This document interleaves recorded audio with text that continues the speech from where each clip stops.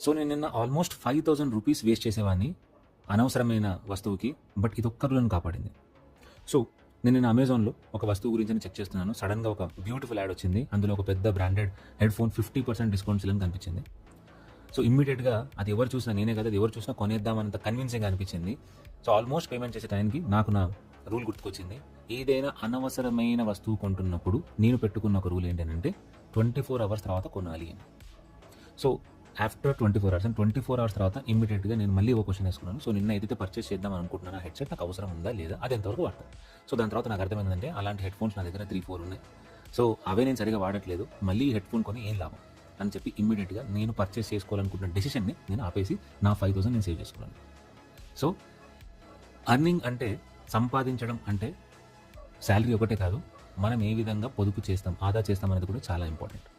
ఐశ్వర్యవంతులు అంత డబ్బులు సంపాదించడానికి కారణం వాళ్ళు డబ్బులు సంపాదించడం కన్నా వాళ్ళ డబ్బుల్ని ఎలా వాడాలో వాళ్ళకు బాగా తెలుసు.